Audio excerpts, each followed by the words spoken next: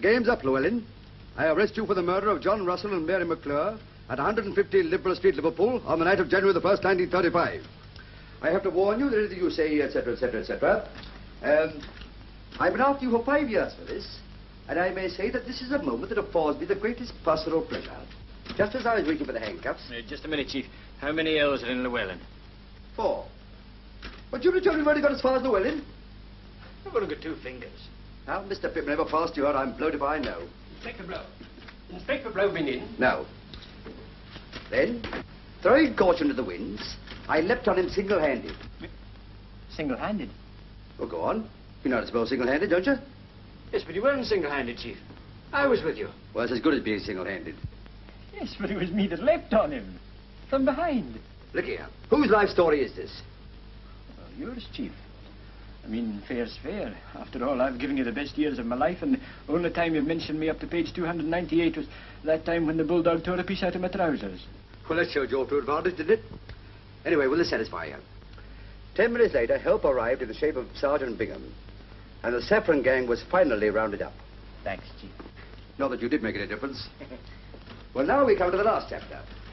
We'll leave that blank for the moment, but we'll head it the 5th column. The 5th column? That's what I said. But you haven't had anything to do with the 5th column? No, but I'm going to. Listen to this. The Minister of Home Security today assured the government that the best brains in Scotland Yard will shortly be engaged to combat the menace of the 5th column in this country. Here you are, my boy. Inspector Hornleigh's next case. Yes, but it hasn't even mentioned you, Chief. No, but it says the best brains, and that narrows it down.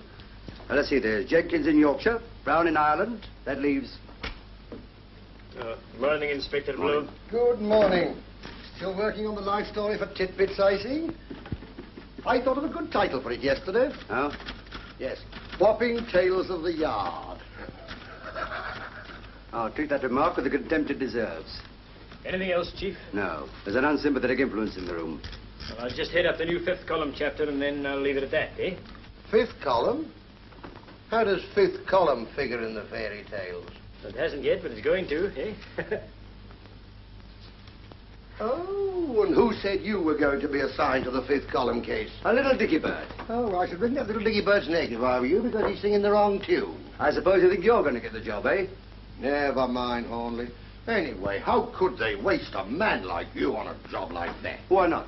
Well, who's going to take care of the bottle parties? Well, I'll practically clean those up, you know that? Yeah, with the exception of the one where Bingham goes every night. Well, he hasn't found any evidence yet. No, but he's found a nice little fan dancer. Is that right? No, it's not. Inspector Hornleigh. Yeah? The commissioner wants you. Oh? He's got half the army high command with him. Has he, though? Oh. Well, I shouldn't worry, Blow, old man. You'll have plenty of time to spare. I'll hand over that little joint for you to clean up. And if you talk to Bingham nicely, he might give you her phone number. Oh, Bingham. Sir? You can leave in that bit about the 5th column. Right you are, Chief. The fact is, this petty scrounging has reached such proportions that it's costing the army thousands a year. What we've got to do is to set an example.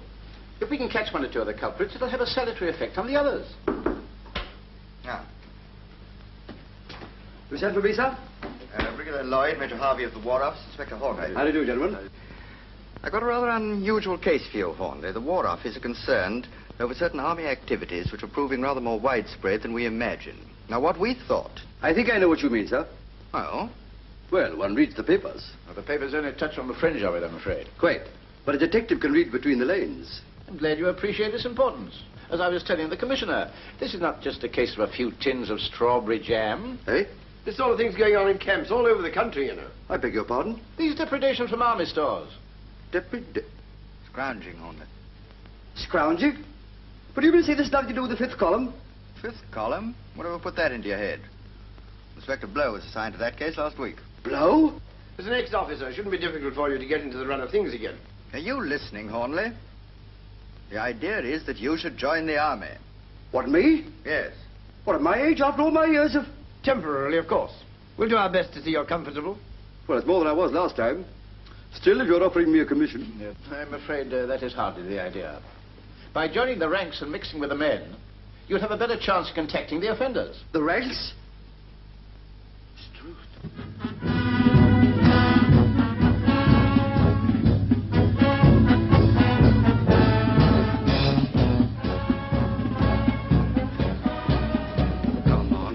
step out. What's the matter with you?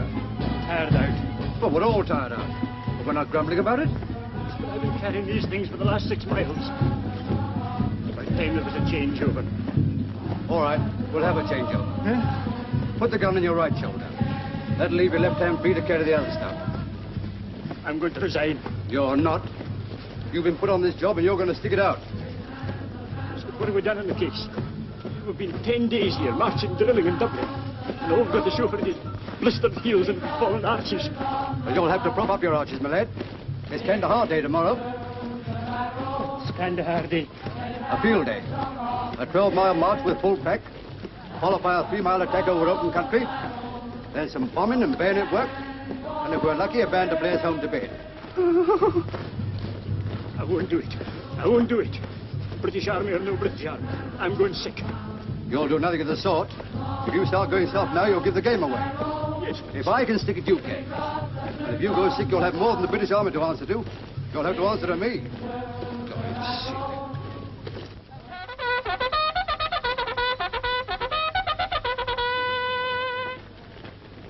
You blokes for the sick parade, file in here.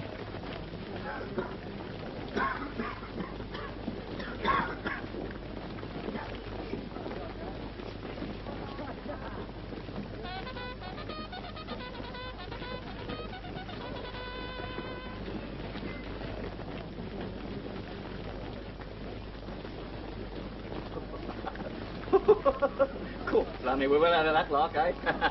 Both perishing while we're full pack.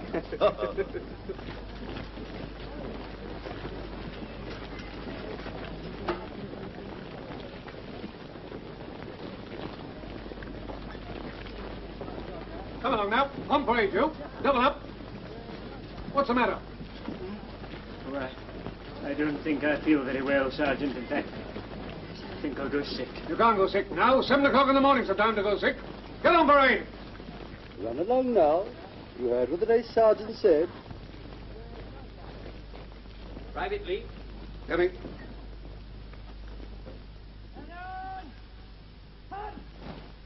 Well, what's the matter with you? It's my blistering feet, sir. I've worn the tread off them. And when Lord Roberts made his historic march to Kandahar, it was the proud boast of this regiment that not a man fell out. Today is the anniversary of that great event.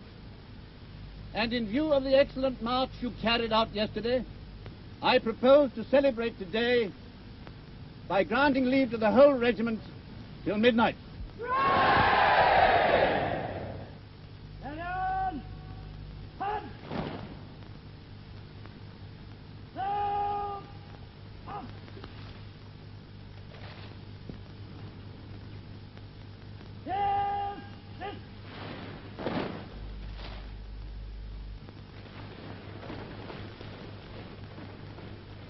Beers, please.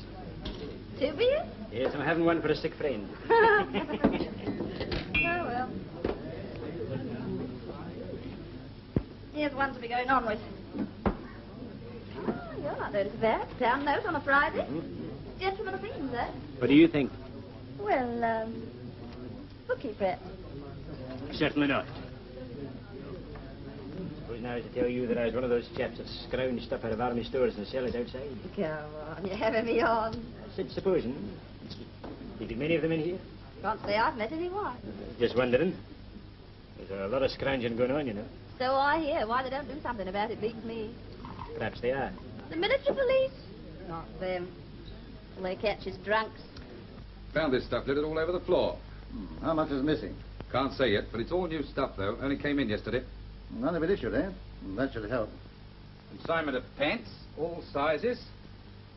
Tin pilchards. Ever had that brand before? No. Hey, what's it got to do with you? Yes, what are you doing here, anyway? Reporting for light duty from the medical officer. Then keep your nose out of things that don't concern you. Count up what's left in those cases, and don't make any mistakes. Very good, sir. Blooming sauce. Right. Did you get any time off? After we close, till we open again. What about taking a punt and having a watercress tea with me up there? You're not backward in coming forward, are you? What do you say? All right, then. 2:30 outside. That's a deal. But on one condition. What's that? That you let me pay my share. Yes. Yes.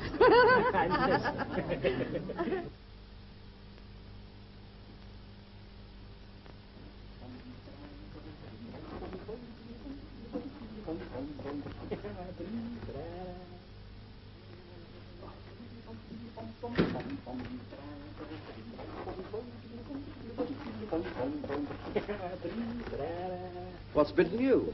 What a marvellous time, Chief. And the night with the wee lassie. Look, here she is.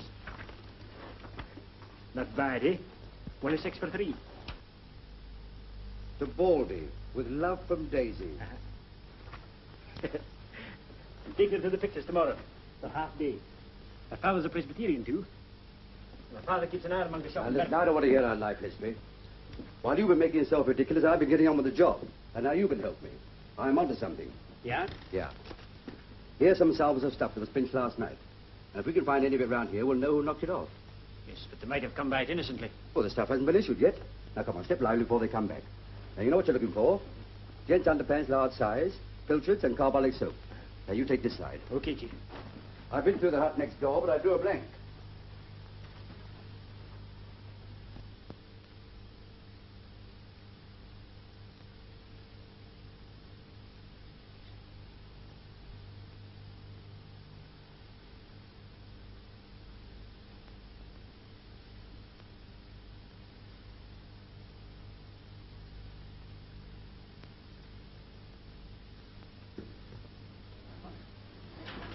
Well, it was understood that we were only pretending to do this. Yes, we understood and the colonel understood. The sergeant makes it a bit slow in the uptake. Don't worry, you're playing it. Give me the handkerchief, you clumsy flatfoot. Come on. There's only 8 more.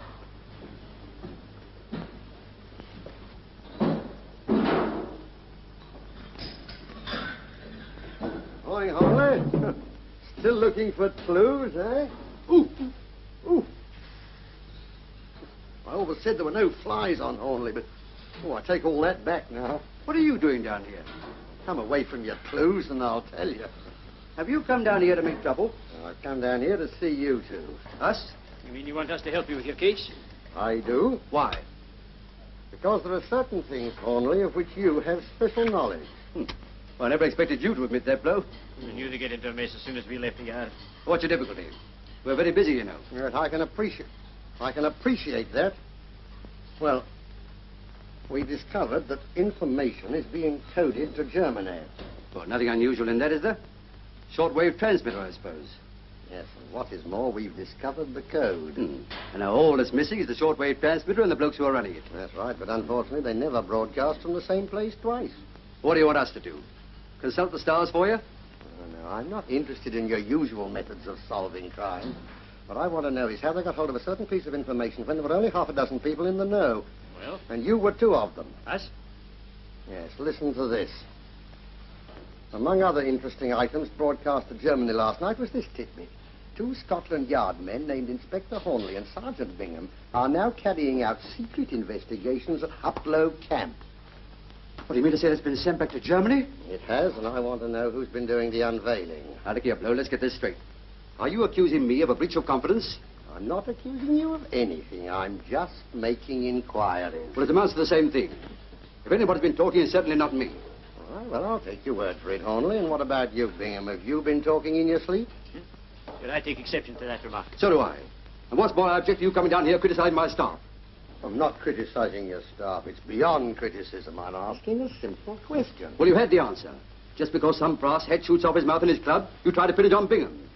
He's worked for me for 15 years, and I know that he's incapable of doing such a thing. All right. I must explore every avenue. Will you explore some avenue down Whitehall way? Yes, and don't leave any stones unturned. Okay. Hello. Come on now. Who did you tell? Me? Oh, now here, Chief, you don't think that Yes, I do think. Come on now. How with it? Who was it? Well, it was that wee lassie, Daisy. I might have guessed it. Oh, but she's a nice girl, Chief. They're all nice girls. Martha Hardy was a nice girl. Well, what did you tell this bird? Nothing, Chief. She guessed. Don't lie to me. But it's true, Chief. She said that I looked like a detective. Well, that's the biggest lie of the lot. I don't mind you laughing at my expense, but I tell you that Daisy's absolutely innocent. Well, after going out with you in a punt? Well, supposing she's innocent. She can still talk? No. Not Daisy. What is she? A barmaid. God lummy. Why, the public information bureaus. Oh, by the way, did I hear you say you were taking her to the pictures this afternoon?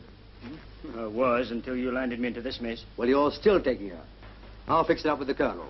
What, you mean that I can say... What do you want me to do? Well, ask her who she passed the glad news on to, of course. Oh, here, that'll be very awkward, Chief. Well, it'll be more awkward if you don't. I've lived in the trees for so long. How can I hope to be a success in New York? Can't I teach you, Lalo? Then what will become of Bobo or Mara the elephant? Every night as the sun sets, I'll sing in the streets with a lullaby. It's sinking now, Lalo. Daisy? Yes, Percy? Gosh, I was longing for you to call time, gentlemen, please, this afternoon. Were you really? Don't she look lovely in her saddle? Not half as lovely as you'd look in one, Daisy. Think so? Just picture it. Bending over the beer pools. Come on. What would the customers say?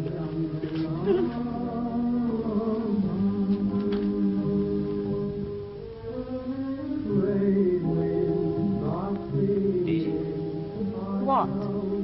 remember when I told you yesterday about me and another chap, Hornleigh, being from Scotland Yard? Well? Didn't kind of mention it to anybody, did you? Of course I didn't. Hey, what are you getting at? Nothing, Daisy. I know you're not the sort to chatter of it. Well, somebody's been talking. Are you hinting that I've been speaking out of turn? I didn't say you, I said somebody. Well, you meant me. Here, a little order, please. You've got no right to go making suggestions like that. Let me tell you, I've got enough to do in my job without gossiping. Yes, I know that, Daisy. But you might have passed it on innocent like. I did not. Here, turn it up, will you? You're not in the bar of the Rose and Crown now, you know. There you are, you see. This is all your fault. Go in. Now, you take your hands off me, you insulting beast. Get down to here. Quiet.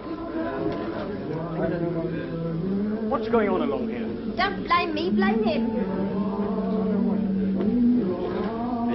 Hey, you. Come on now. You don't want none of that there here. I assure you there's been none of that there. Come on, you heard what he said, don't you? Into the perfect nuisance. We'll be cut right out. Your monkey tricks again. Can I help it if my sister becomes hysterical? Oh, come on.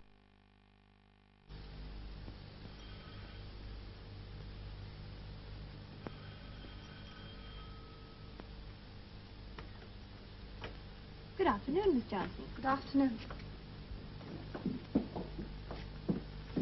I'd like to see Mr. Wilkinson. You didn't make an appointment, did you? No, but one of my back teeth is aching again. Something awful. I think you'll find that quite all right. I shouldn't bite on it for a couple of hours, though. Thank you. Miss Johnson, I don't remember No, making... Mr. Wilkinson, it's my back tooth again. You must look at it. I see. Would you mind, madam? I won't give you one moment. Quite all right. Very well. Please step inside. Charles? I'd laid out your dinner jacket. Don't forget you're dining at the club at 8. Oh, yes. I'm going over to Penrith to have dinner with Mrs. Sherwood. We'll probably play bridge, so I may not be back till late. Goodbye, my dear. Oh, don't forget to black out. I expect you'll be in first. I won't forget.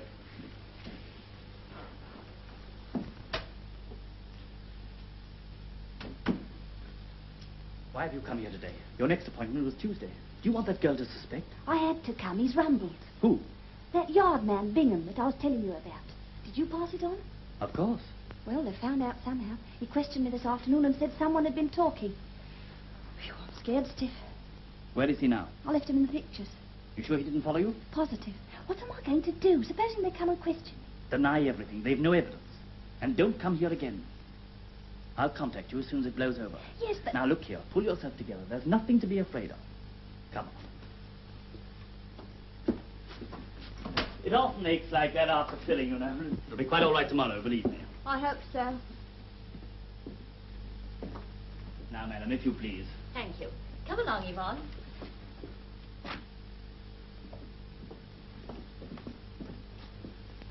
It's sir, at 6 o'clock. Have I an appointment with this gentleman? No, sir, but he was anxious to wait on the off chance of seeing you. My bridge work needs overhauling. And I wondered if... I'm sorry, I'm afraid I can't manage it now. My hours are 3 to 6, and I have an engagement this evening. Well, perhaps I could come back later. I'm sorry. My engagement is for the whole evening. Besides, I never see patients out of hours. Oh, if that's your attitude, I'll take my business elsewhere. There are plenty of other dentists in the town who will be only too glad to do a little bridge work after 6 o'clock. Good day to you, sir.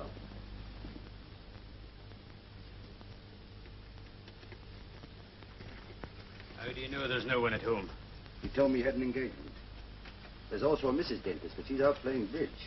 Any servants? One. Female. I went round the back and checked up. You're not the only one who's a success with women. I made an appointment to meet her at the Palais de Danse tonight. Yeah. That's got rid of her. Sounds a very mean trick to me. Well, she was married. It serves her right. Ah, this is it.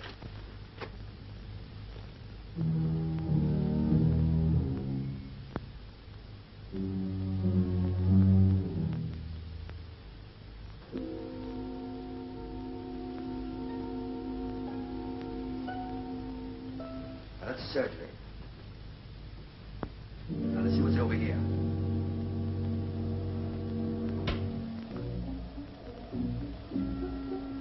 Draw those curtains.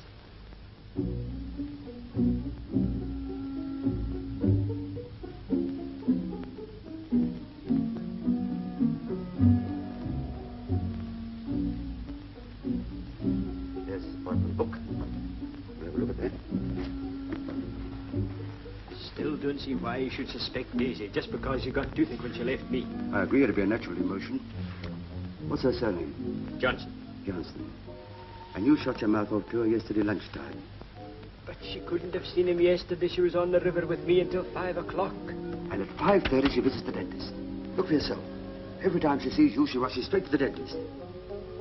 There's any number of ways of explaining that, Chief. There's only two I know of. Either she's what I think she is, or the way you kiss them knocks their teeth in. Yeah.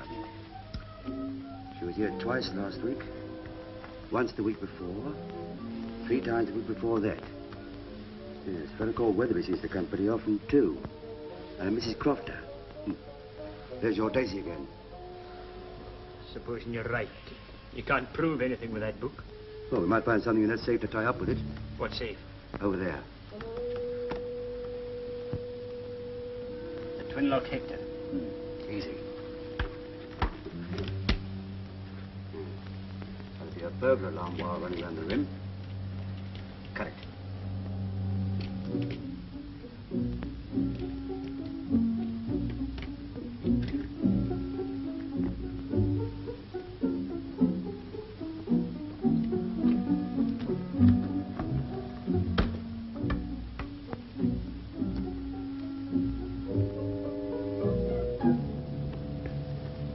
There you are. That little fellow won't talk. Here comes him, but you cut the wrong wire. It's a doorbell. The dentist. Maybe he's forgotten his key. Why should he ring? He knows there's nobody at home. Here, go and see who it is. But suppose... Go on, go on, go on. Go on.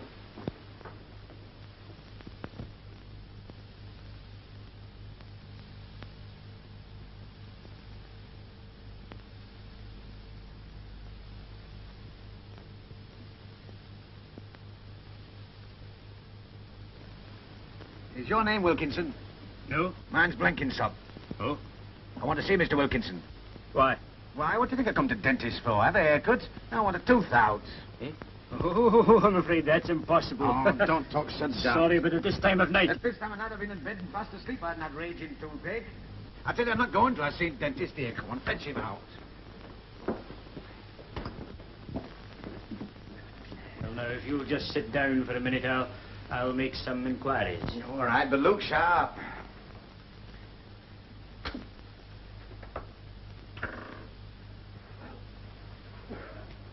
It's a patient, Chief. Says he wants a tooth out. Well, this time, perhaps he's one of their agents. Doesn't look like one. Well, how do you know? Take him in the surgery and lump him. How? Well, say that you're Wilkinson's assistant. That you're in his confidence. Yes, but I think he really does want a tooth out. Well, you never know. Perhaps he's bluffing. Go on. Well? Well, I'm sorry, but Mr. Wilkinson is asleep. I can't help it. All right, I'm his assistant, and anything you wish to have out, you can have out with me. All right, that suits me. Well, where's surgery? Surgery. Yes. Is this it? Here, come on. Yes, that's the surgery. Well, come on, don't hang about. Here, take this. Just sit in the chair, sir, please, will you? Now, let me see.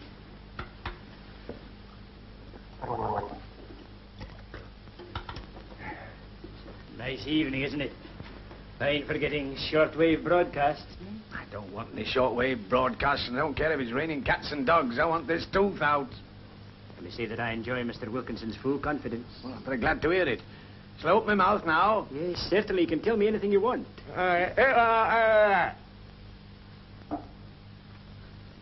You really want it out? Hey, what's the matter with you? You non-compass mentis or something? You've been here before, haven't you? What's that got to do with it? Well, we just make it a rule only to attend to regular customers after closing time. Oh, dash it all. Do you think I'm going to suffer all night for your silly rules? Here, are you going to take it out, or do I have to take it out of you? Your mind's made up. Oh, it's dawned on you. Right, just wait there a minute, please. Very often now. Oh, what is this, a dentist or a madhouse? Here, are you going to take All this right, thing out? all right, it's coming out. Just a minute. Which tooth did you say it was again?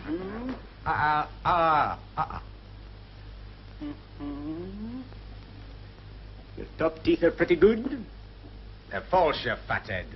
Oh, so they are. I see that now. They quite took me in for a minute.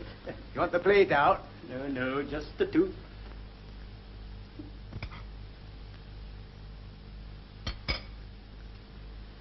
That. Just open your mouth a little wider, please, will you? Hey, how are you doing it? You're not going to take it out in cold blood, are you? Can't have a local anaesthetic.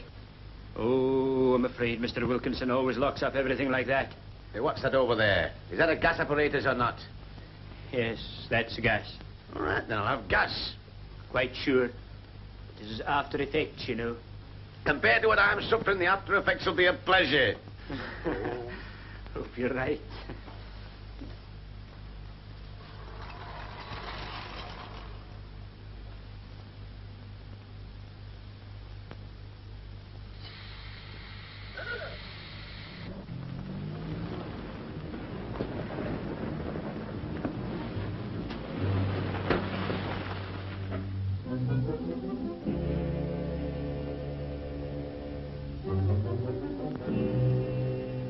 Now what's to do? Are you going to give me gas or not? I am. I should hope so, too. I'm sick of sitting here waiting for...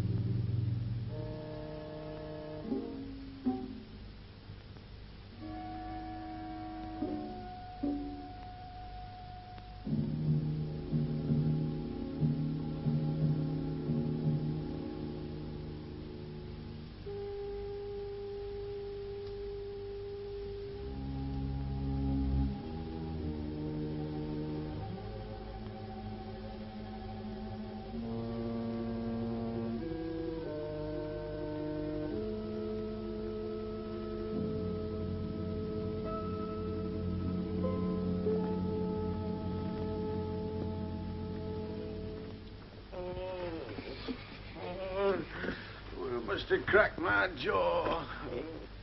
No. Something went, but I don't think it was that. Well, it must have given me too much gas. I feel very faint. Dear, come on, come on. The fresh air will do you all the good in the world. I'll take you to a taxi rank and see you in that car.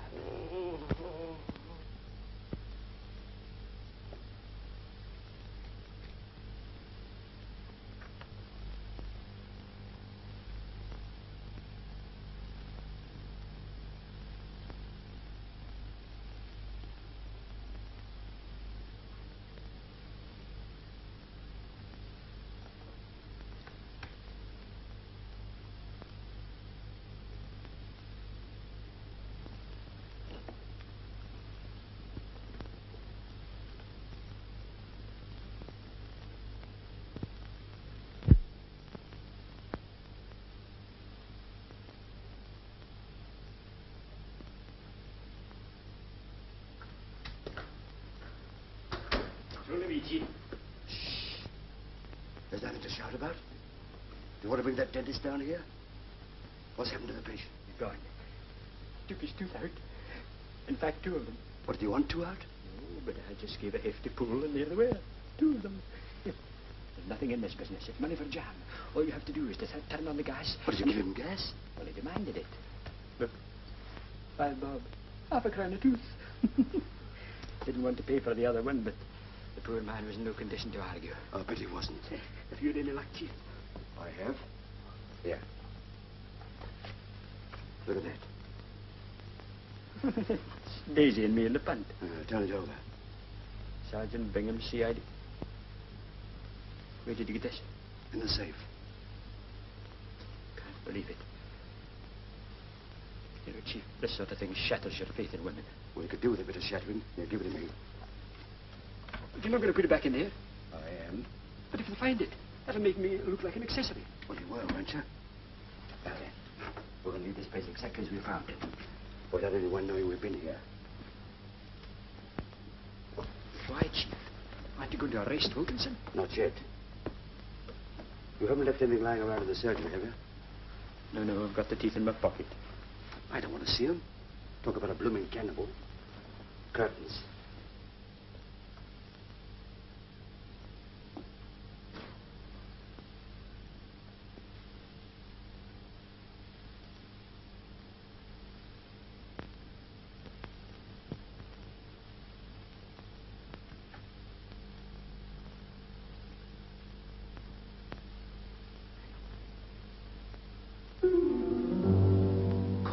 Big Granny. You left the light on. That's funny. I could have sworn I put it out.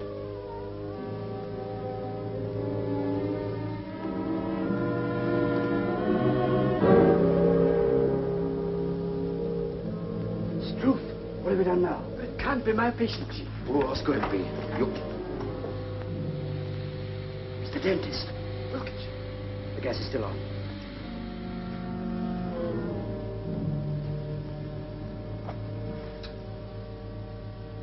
He's a gunner. Dead. This is awful. But I was here just a few minutes ago. Must have happened when you were seeing your patient off, obviously. Must have found out that we were here, decided he couldn't face it, and come down and gassed himself. I better phone the local police. Wait a minute. Look at these. One shoe is laced across the usual way. On the other shoe, the top 3 holes are laced crisscross. You can put your own construction on that, I suppose. Well, no man laces his shoes different ways. Someone else put that shoe on his foot. Why? I don't know yet. But whoever did it may be still in the house. Wait here.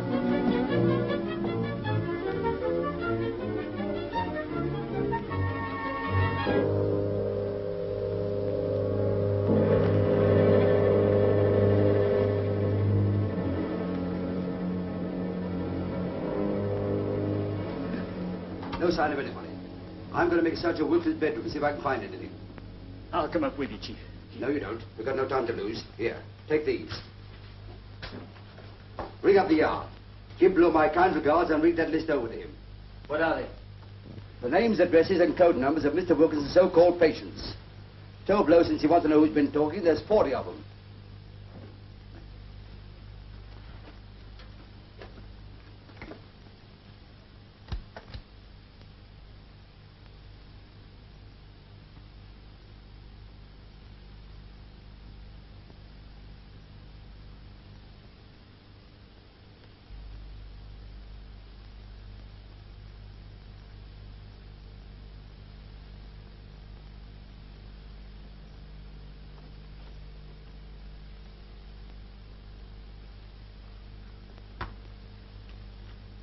Sorry for the delay, Sergeant. Inspector Blow's just gone out. They're expecting him back in 10 minutes. Shall I ask him to ring you back? Yes, please. And it's very urgent.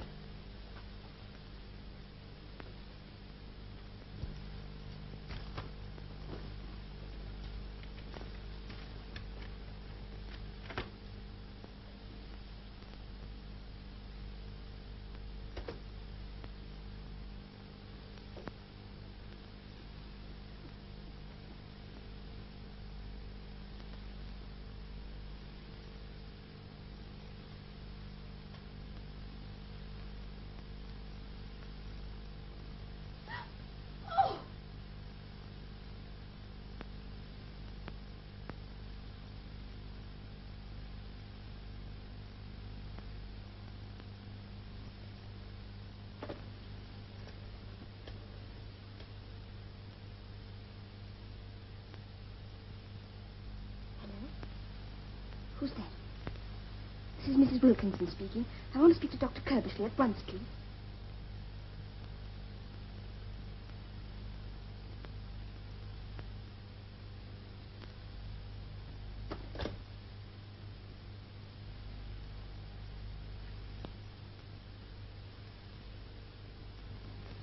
It's all right.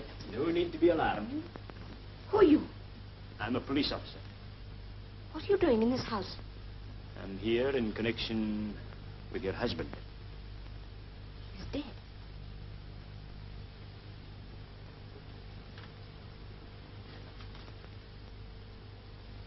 That's right. You just sit down quietly for a few minutes. I can imagine how you're feeling. Can you? I wonder. I should be awfully upset, shouldn't I? Aren't you? No. You are Mrs. Wilkinson? Yes. But we weren't what is called a happily married couple. You found out that he was a... Yes. I told him he'd get caught sooner or later. It was no use. They had some sort of hold on him. Who are they? I don't know. I shouldn't have known anything except that I found a letter of his. What did you do? I taxed him with it, and he flew into a rage and struck me. He did? Yes. Oh, that was nothing unusual.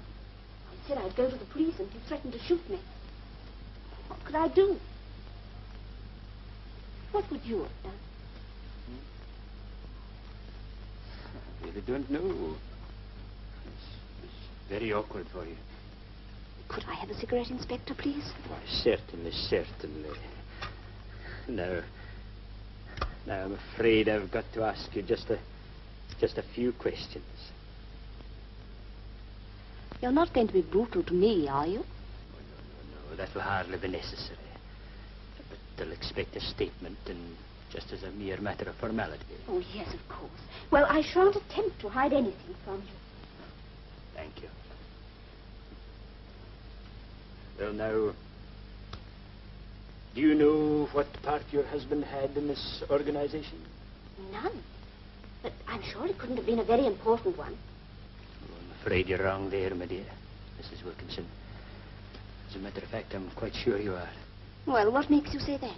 Well, I have here the names and addresses of 40 of his patients, whom I have every reason to believe supplied him regularly with information. But I can't believe it. Are you positive of that? I found it in a book in his safe. But if he's as important as all that, why did he take his own life? He didn't. Somebody else took it. He was murdered. Oh. Here, Mrs. Wilkinson. What's the matter? Oh, pull yourself together. Here, Mrs. That water's.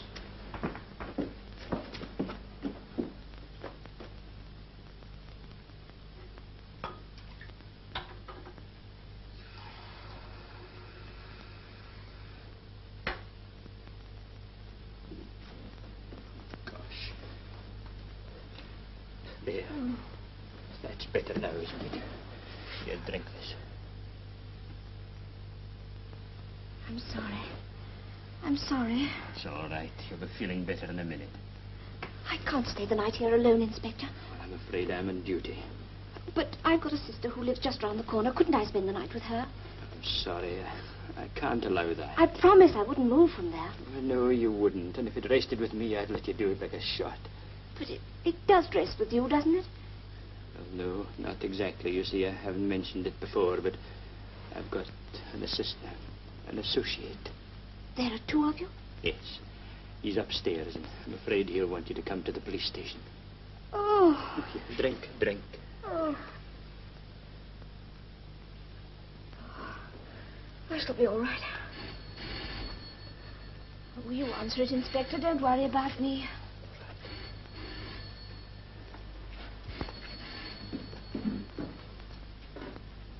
Hello? Hello, yes? Oh, Inspector Blow. Yes, this is Bingham. What are you ringing up at this hour for? I decided to confess after all. Certainly not. Though, as a matter of fact, it's not unconnected with your inquiries this morning. Well, now, Hornleigh and I decided that as you were floundering about to give you a bit of help. To put you in the right road, as it were. No. No, I must correct you there. My mother and father were married properly at the kirk at Paisley. And that remark comes very badly from you after all we've done.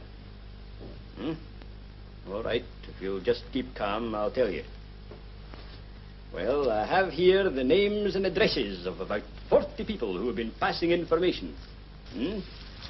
Yes, if you'll just get out your little pencil and paper, I'll read them out to you. You ready?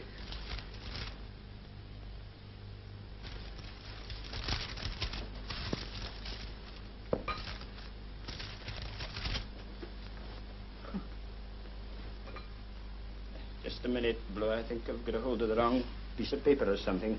Hold on.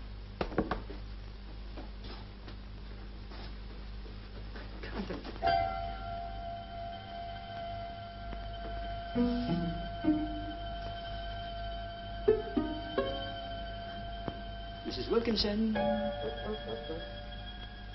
Mrs. Wilkinson. Mrs.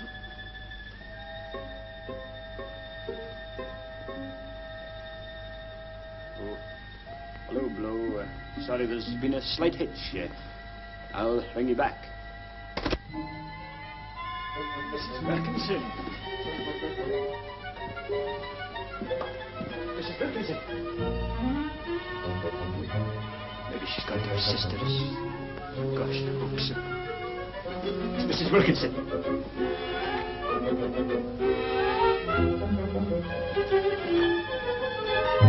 Mrs. Wilkinson.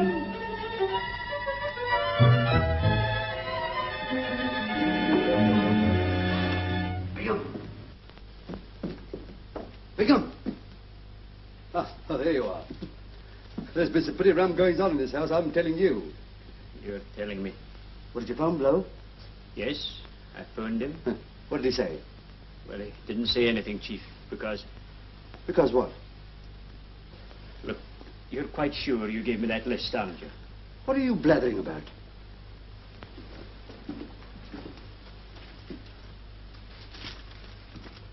That's all I've got, Chief. There's nothing on it. Look here. What the blaze have you been doing while I've been upstairs? Had it in my hand when I first phoned Blow. Well, go on. Well, he wasn't in, and so I put it back in my pocket. I know it was there when she came in, because... She? Mrs. Wilkinson. So she's here? Well, she was here. Was? Yes. I'm afraid she's gone to... Gone where? Just through that French window. Look here, are you drunk as well as incapable? I told her to stop here, but she must have slipped out when I was on the phone.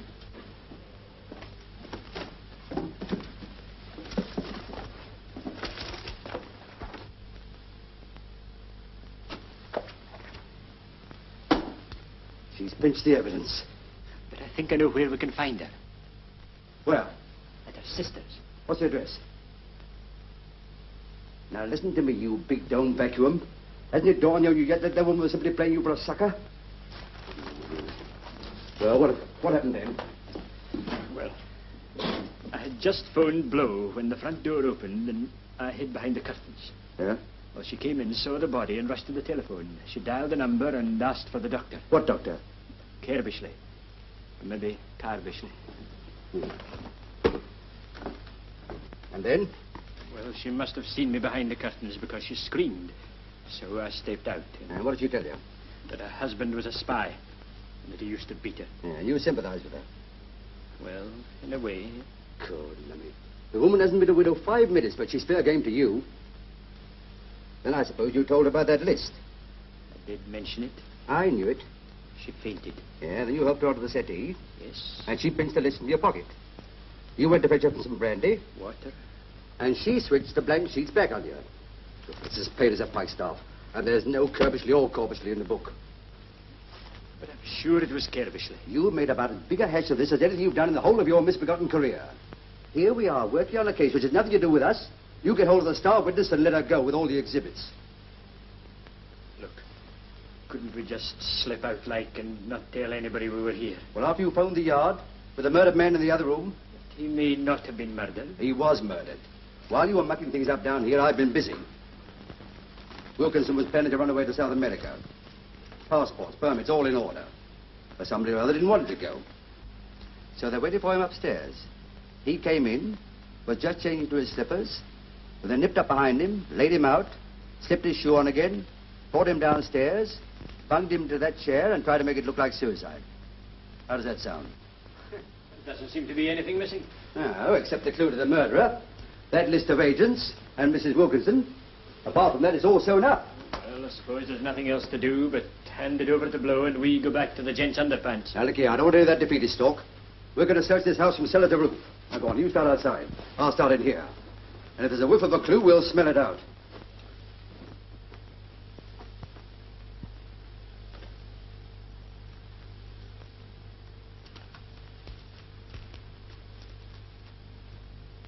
Hello, what's this?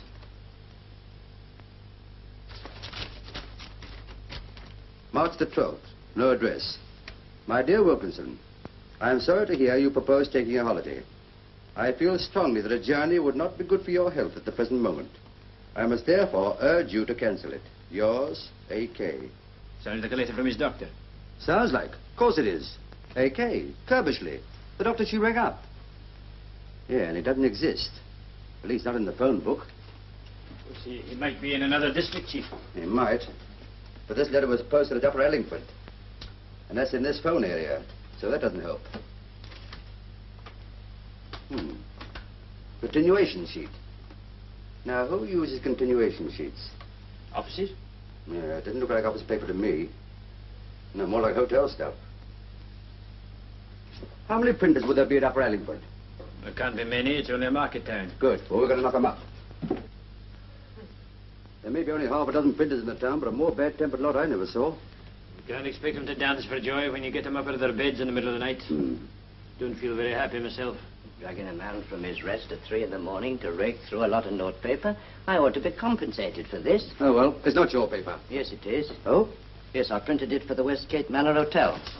Westgate Manor Hotel, eh? Yeah, I told him it was hotel paper. Yes, it's the same, all right. Of course it's the same. I printed him a brochure at the same time. Now you can clear out and I'll go back to my rest. I sympathize with you. Terms in season. Hello, it's a fishing hotel. Yeah, pretty posh from the prices. Bingham, we're going to get up early in the morning. Yes? We're taking a fishing holiday. It's time we got our hooks into something. Well, thank you very much, sir. You're welcome.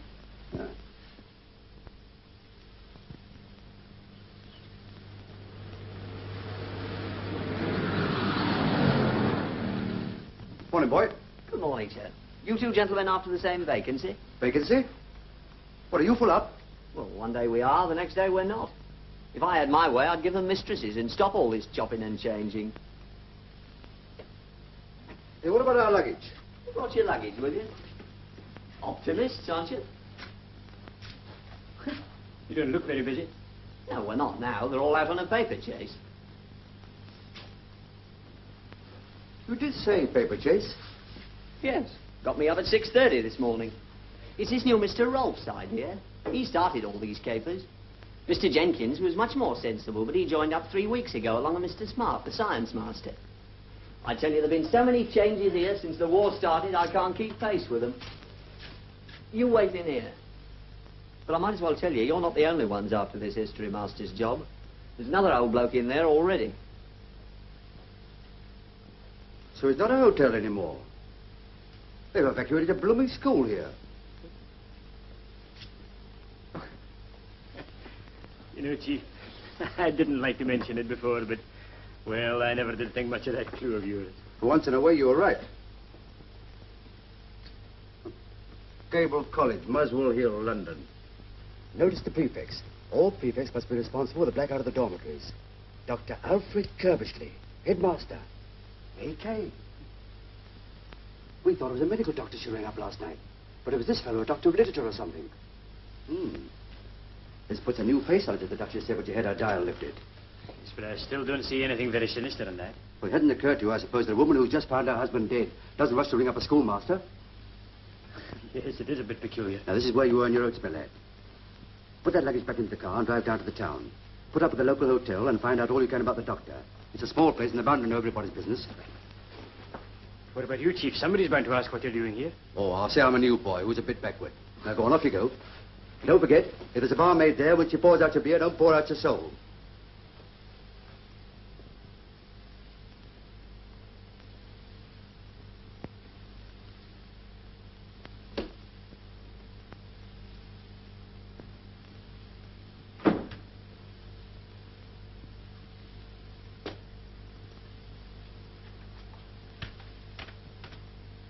Good morning. Good morning. Are you an applicant?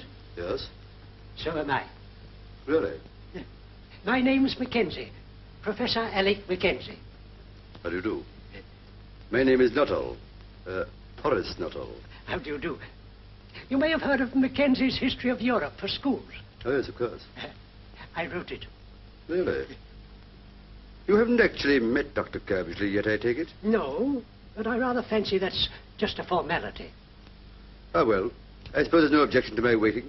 No, not in the least. If it isn't a rude question, what was your last school? Borstal. Boston. Oh, yes. Boston. I beg your pardon? Borstal. Yeah, but isn't that a penitentiary? Yes. But surely a qualification for a master at Borstal would hardly be a recommendation to this school. On the contrary, my dear sir. I'm just the man for this school. Why? But they mentioned it in the advertisement, didn't they? The school times gave me to understand that this was an establishment for the sons of gentlemen. Oh, is that what they said there were sons of? Well, I hope I'm not here under any misapprehension. Well, it's not as bad as Borstal, if that's what you mean. As a matter of fact, they frequently send their good conduct lads here. But you seriously tell me this is a corrective school? Oh, didn't you know? I certainly did not. Oh, there's nothing to be worried about, my dear Professor. You may find it a trifle alarming for the first 2 years, but you'll get used to it. Well, bless my soul, look who's here. If it isn't young Bingham. Now, there's a fine example of the good conduct lads they sent here. Oh, but they shouldn't let him have a knife. Why not? Well, he's a nice enough lad, but he has bits of violence. As a matter of fact, I remember once at Borstal, he attacked the carpentry instructor with a chisel. Good heavens. You see... Oh, I'm sorry, sir. I didn't know there was anyone in here. That's quite all right, my boy. What do you want? A book, sir. A book? Yes, sir. Help yourself, my son. Thank you, sir. Excuse me, sir. Oh, let me help you. This one? Yes, please, sir. There we are. Thank you, sir. Not at all. All this greatly perturbs me. Hey, you! Hey! Give me that back. And don't forget you doing a thing like that again. Young rascal. What's happened? Have you missed anything? I beg your pardon? This is yours, isn't it? That's my watch. Good gracious me. Ah, well, boys will be boys, you know. Do you mean that he actually... Oh, this is dreadful. Well, you get used to that sort of thing here, you know. Used to it? That's why you're mistaken. I wouldn't teach in this class of school for any consideration whatever. What, you don't mean to say you're going to turn it up? Yes, I am. Oh. And I'm very grateful to you for enlightening me. Cheerio.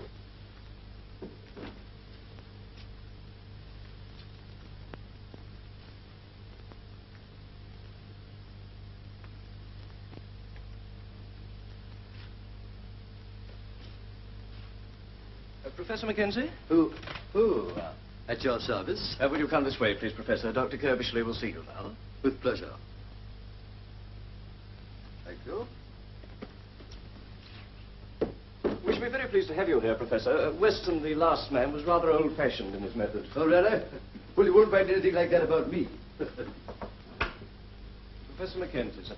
Dr. Kirby. How do you do, Professor? Welcome to Gable College. How do you do? You'll find us in strange surroundings, but tempora mutantur, nos et mutamur in illis.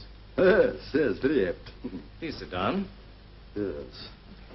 I feel very honored that a man of your scholastic reputation should consider my little establishment worthy of his services. Not at all, not at all.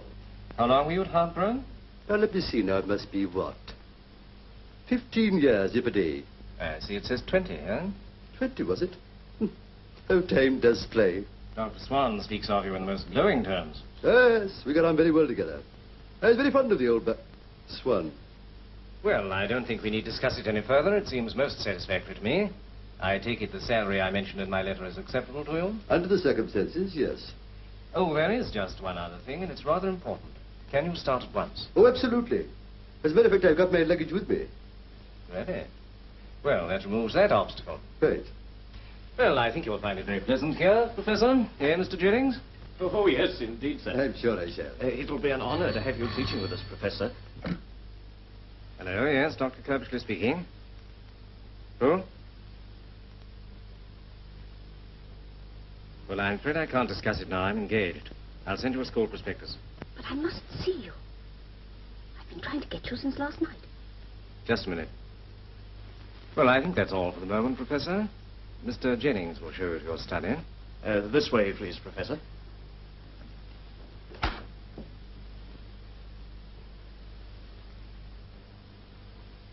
I've told you before not to ring me here. What is it? But I had to get in touch with you. Something dreadful has happened. I can't very well tell you on the phone.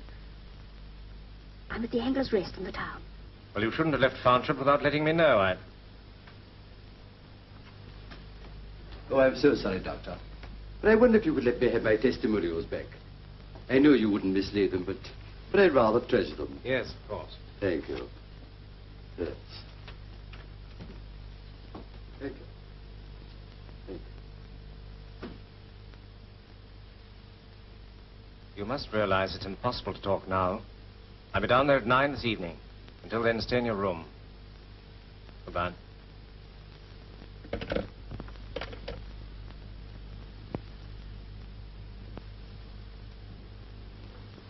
I have number 8, please?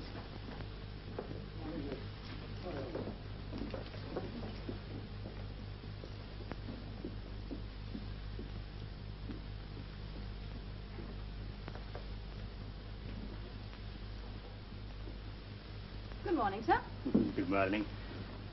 I want a room, please. Certainly, sir. Good to see the sun again, isn't it? Yes, it is. Will you be staying here long? A few nights, maybe. You'll want a single room, I suppose. That's right. I've got a very nice room facing the river. Hmm? Yes, but I think I'll have the single room. Very good, sir. Will you read it to me, or shall I read it to you? You read it to us. Oh, very well. Here we are. Evolution of the Corn Laws. The effect of the Industrial Revolution, connected with the mechanical invention and the utilization of steam, transformed Great Britain from an agricultural to a manufacturing and commercial country. Everybody understand that? Oh, yes, sir. Oh, well, the opposition to the Corn Laws steadily increased. At length, the Conservative Premier, Sir Robert Peel, became a convert to free trade, and in 1846 carried a measure to put an end to the Corn Laws. By this act, the duty on corn was at once greatly reduced. And it ceased altogether in 1849, with the exception of a registration duty of 1 shilling per quarter, which terminated in 1869. You know, I don't know about you, but I find this a trifle dry. So do we, sir. I thought so. Well, now, but it does mention one very interesting man, Sir Robert Peel, the founder of our modern police force, and a very good job he made of it, too. As a matter of fact, If it hadn't been for him, we should never have had the highly efficient organization with its network of detectives, plainclothesmen, and coppers narcs, informers, that we have today. But still, I dare say that many of you boys, at one time or another, have wanted to be detectives. Yes, I thought so. But let me tell you that it requires more than muscle to make a detective nowadays. Oh, yes. I mean, you have to have powers of observation and deduction. Now, take observation, for instance. I very much doubt if there's a single boy here that could tell me whose card it was that went down the drive just now. It's a head car, sir. How do you know that? Because he always goes out at this time. That's right. Well, now, if he always goes out at the same time, it's probable that he always returns at a certain hour. Has any boy observed what time that is? 3 o'clock, sir. What, every day? Yes, sir, because he takes Latin at 3:15. You're more observant than I thought. Well, now, let us see if you're as good at deduction. I'll give you a start. Now, if he always goes out at the same time, that is 2:30, and is only gone for half an hour, it follows that wherever he goes can only be a quarter of an hour's car ride away. Probably less, since he must spend some time at his destination. Now, can any boy deduce where he goes in that time? The village, sir. What makes you think that? Because I've seen his car there, sir. That's right. Parked outside the post office. I see. Still, that is observation, not deduction. Now, let us try to deduce what he does in the post office. Excuse me, sir, but isn't that the headmaster's business? I beg yours. Am I to take that as being tantamount to a rebuff? Well, sir, I really meant that... Don't apologize. You're quite right, my boy. There's no concern about what he does in the post office. So as a quid pro quo, if I take my nose out of the headmaster's business, perhaps you'll stick yours in that book and read from where we left off. What they're doing is they're butting in on a case that doesn't concern them. My case. If you're right, I shall have something to say to Inspector Hornleigh and Sergeant Bingham, laying down on this job without my permission. They better have a pretty good reason for this. Hello. Oh, is that you, Chief? Well, I've stumbled across something very interesting. No. It's nothing to do with the scrounging case, but... Oh, yes, I know, Chief, but... Yes, Chief. How much would your pension be worth if you retired tomorrow? I don't know. Why? Well, you better start working it out. Yes, that's quite true, Chief, but... But, Chief... That's my last word. And I don't want any arguments. So you can just take the first train straight back to London. Murdered? Who's been murdered? Says that dentist didn't commit suicide. Now, have you any clue as to who's the murderer? You know? Then why didn't you arrest him? Now, that's got nothing to do with it. I've told you before, that's Blow's case. And tell him I resent his interference. Who's talking to him, you or me? Oh, you, sir. Very well, then. Don't interrupt. Registered letter? What registered letter? A registered letter is posted every day to 121 Wessex Street, London. And I want to find out what is going on there. Tell them we think it's the headquarters of the whole outfit. Now, look here. What with 2 of them jabbering at one end of the line and you hissing in my ear, it'd be quicker if I went to London after all. The Wessex Street is SW1, you know. Now, don't you shove your oar in. 4 policemen is enough on one line without the help of the post office. No, Chief. Lord, let me... No. Now, all I want you to do is to get somebody competent to watch 121 Wessex Street until the registered letter arrives, and then pounce and catch the lot of them. And afterwards, ask them to ring up Bingham at Allingford 69, and I'll bag the murderer. Fine. Good night, Chief. Oh. I could do with a drink after that. What about the post office? Well, it's a bit late at night, but since it's been such an exciting day, I think I'll have a small whiskey and soda. Bingham, order you a small whiskey, will you? I'll have a double. Hello, miss. Ask the waiter to send up 2 double whiskies and 1 small one. Sam, 1 whiskey and 2 doubles for number 2. Right. Oh, and find out what they want to eat.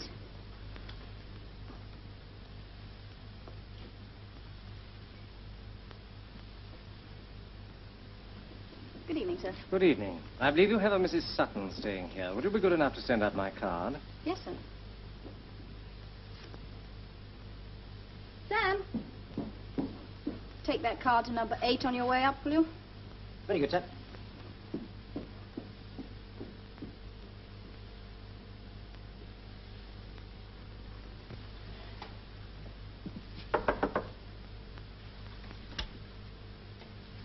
Gentleman downstairs, handed that in, miss. Oh, thank you.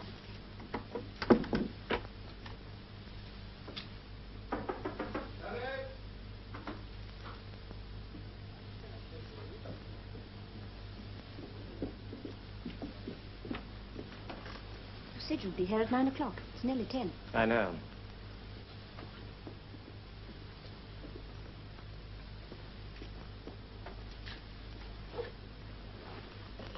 It's Carlson. He's dead. I know. He was murdered. So it was you who killed him. You reported to me that he was about to clear off to South America. A man like that's not only useless, but dangerous. Well, all I can say is you might have been a little more careful about it. In what way? It may interest you to know that whilst you were disposing of Carlson, there were 2 detectives in the house. You sure? I met one of them. Did you find anything? Only a list of our agents in the safe. You needn't be alarmed. I played the prostrate widow very successfully. Well, I'll be getting along. I should have closed on my cucumber frame a couple of hours ago. Well, thank you very much for your assistance, Mr. Tomboy. A pleasure. Good night, Inspector. Good night. Good night, Sergeant. Good night, Mr. Tomboy. Hello? Is that you, Hornleigh? It's Blow here. I say, what sort of game are you playing? Oh, listen, I'm in Wessex Street now, and there is no 121. The highest number in the street is 75. Hey, what are you talking? Here, hang on a minute, will you? Bring back the post office, will you? Quick. Mr. Tomboy! Just a minute. Yes? We want you. Where's your registered letter book? Here it is. Well, you know what I want. Yes. Ah, here we are. Now, this can't lie. I've got the post office registered letter book here. Now, there's been a registered letter sent to Mr. E. Knight, 121 Wessex Street, practically every day for 3 months. I suppose you can count up to 121? And I don't want any insults. You asked for someone to check up on this, and I've done it. Yes, but I asked for somebody competent. We are competent at the yard since you left, and I'm telling you there's no 121 Wessex Street, and there won't be till they pull down the houses of Parliament and make the street a bit longer. And why on earth don't you stick your strawberry jam instead of... Hello? Oh. There's no such place as 121 Wessex Street. But he sends a letter there every day. There's no such place, I tell you. But why would you send a letter to a place that isn't there? It doesn't make sense. But look, 121 Wessex Street, written by my own hand. Well, I don't care if you wrote it with your elbow. There are only 75 houses in Wessex Street, and 121 isn't one of them. But if registered letters are not delivered, they come back to me. And you never had any of them back? Never. That's why I say if it's take written that there... away. Now, that letter was handed in your post office this afternoon. Now, where would it be at this moment? In a sealed bag at Northby, waiting for the night mail. And where's the bag join the train? Lancaster? No, about 10 miles before that, it's caught up by the automatic arm. And where's the night mail start from? Carlisle. What time? 10:45. 10:05. Bingham, we're going to Carlisle. But what about the luggage, Chief? Leave it.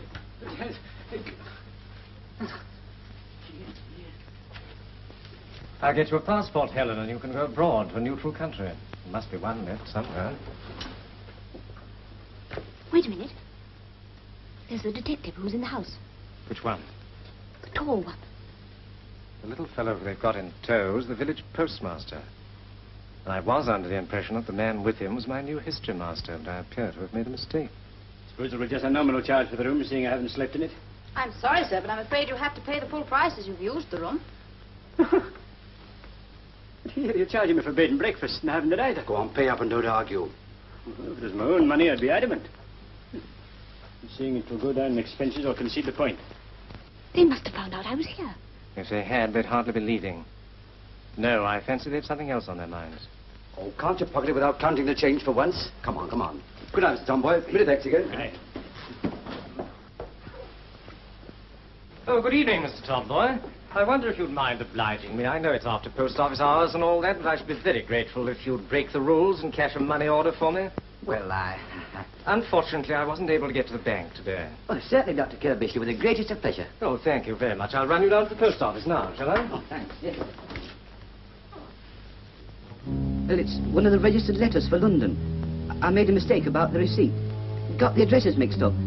If I could have it back, I could put it right in a few minutes. It's gone. Oh, very well. The registered letters have already left Northby for the mail train. It's too late to stop them now, Dr. Kirbishley. There's nothing I can do.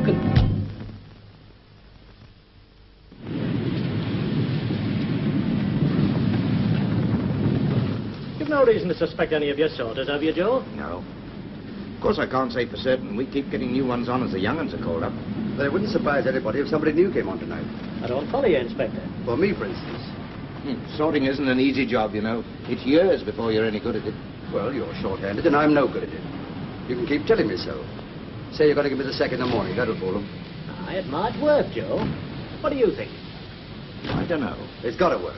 Now, come on, you're the postmaster. Who can you substitute me for?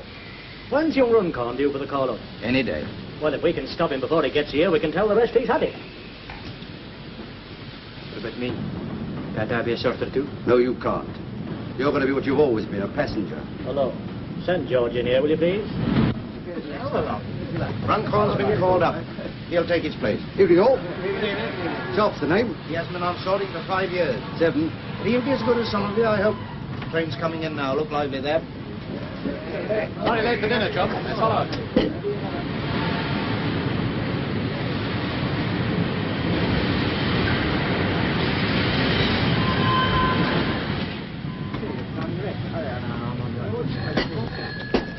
Hello. Foster. Wanted on the phone. Better hurry. Hello? Yes? I had to warn you, 2 detectives will be on the train tonight. No, if you're careful, it'll be all right. One of them's tall, bald, looks intelligent and isn't. The other one's short, with a sour face, doesn't look intelligent and is. Has he got a heavy lower lip? Oh, well, I've seen him.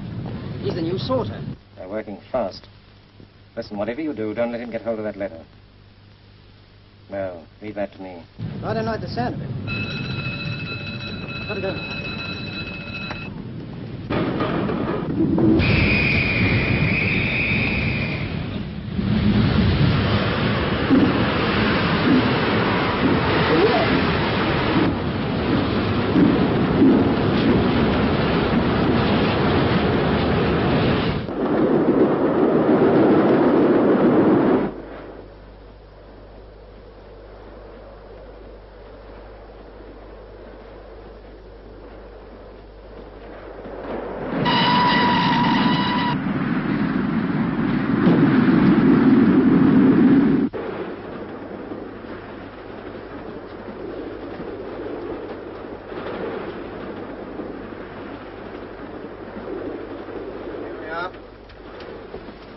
Registered. Beats me what people find to write about. No consideration for others, that's what it is.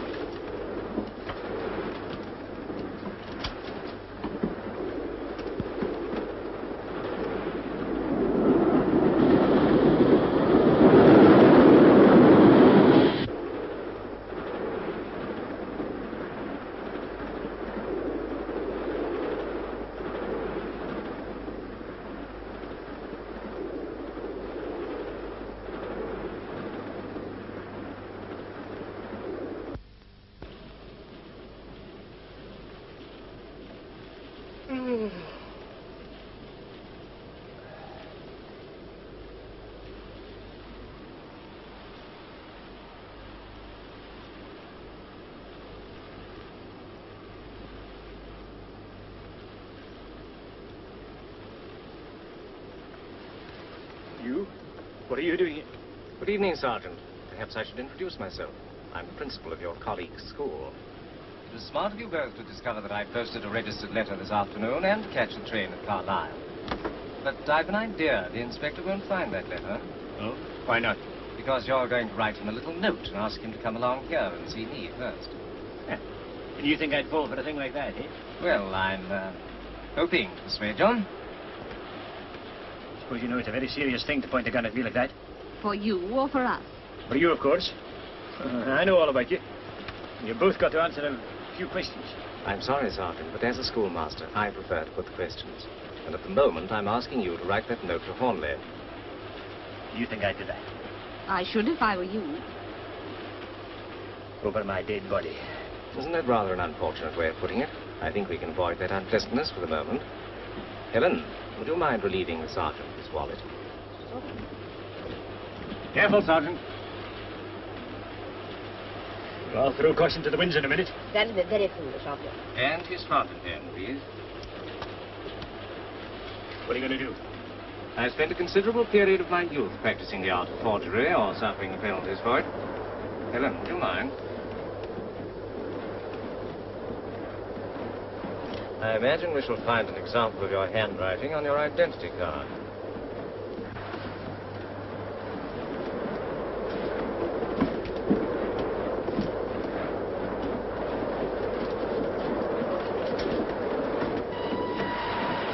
Mr. Busby. Got a new sorter on tonight? Well? Bloke along the train there says he's his brother. Asked me to give him this note. Well, it's against regulations. Still, we'll let it go this time.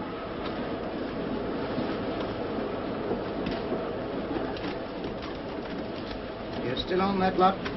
Well, let me tell you, if everybody here worked at the speed you're going, this post will arrive in about 3 years' time.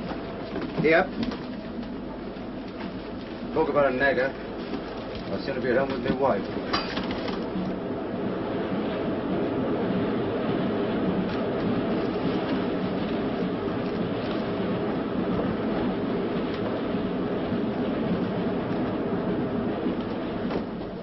I've got to go along and see my sergeant. The letter I'm after is in the SW hole, number 20. It's addressed to Knight, 121 Wessex Street. Keep your eyes glued to it while I'm gone, will you? Okay.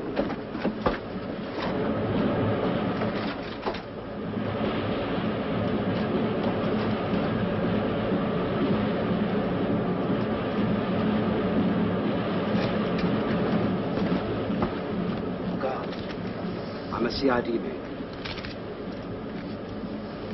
I wonder if you go in that next compartment and examine the tickets. Certainly, sir.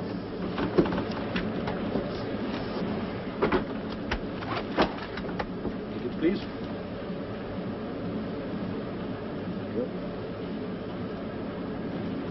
Your ticket, sir, please. I don't think I've got mine on me, Inspector. I think I'll come with you. I think I got yours, Edward. Thank you, ma'am. Thank you, sir. There you are, dear. Who's in there? Tall, bald-headed gentleman, sir. Looks rather pale. Yeah. Anybody else? A well-dressed man with a long nose and a red-headed woman. Rather pretty. Aha. Thank you very much. Anything else I can do for you, sir? No, not just now, thank you. Very good, sir.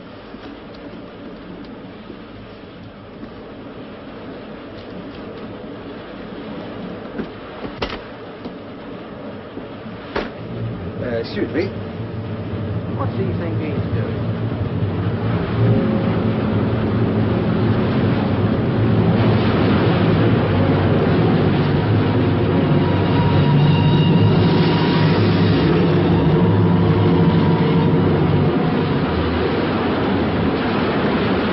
The inspector's rather a long time. I hope for your sake, Sergeant, there's been no hitch. Don't move. Good work, sir. Good work.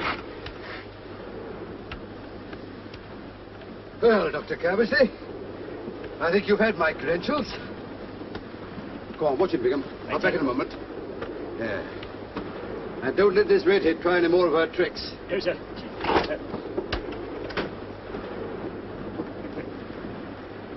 Just an example of the way we work, you know. Now I'll have my fountain pen back. Yeah, Corporal. Look out those two. It's what is known as a matter of national importance. All right, Inspector. And I ain't a corporal. Well, you will be. Come along, Bingham. I may need your help. So long, Doctor. See you later.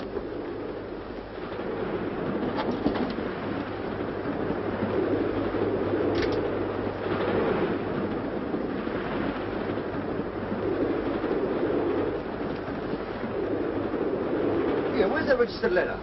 Which registered letter? The one that was in there. Well, what do you want with it? That's my business. What have you done with it? Are you accusing me of pinching it? I'm asking you what you've done with it. Well, I'm not going to be talked to like that by an extra man. I'm going to have this out with the head sorter. Well, it's Buzzley. The devil in here accusing me of... I should take it easy if I were you.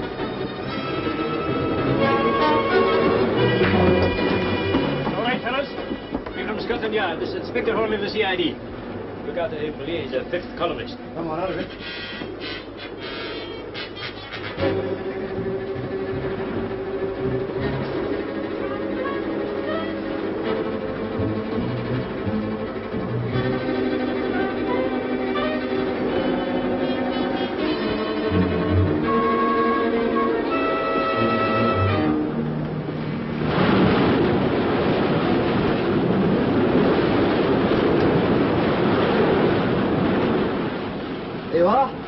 little fella that never broadcast in the same place twice. And within 24 hours of laying my hands on the mystery transmitter, I had the whole organization behind bars. Morning, Hornleigh. What a blow. Still on the last chapter? Making the most of it, I suppose. I am. Oh, I mentioned that you had some connection with the case. Oh. You still haven't mentioned my connection with it. Well, I haven't finished yet. In conclusion, I would like to pay tribute to a man without whose help I could never have achieved this coup. Mr. Tomboy, the postmaster of Upper Allingford. Now, look here, Chief. I've given you the best years of my life. Hello? Oh, morning, sir. Commissioner for you, bloke. Morning, Chief. The Hornleigh's on the scrounging case, sir? Since when? Oh. What? Me at my age? That's right. I suppose I'll get a commission. No, private. Very good, sir.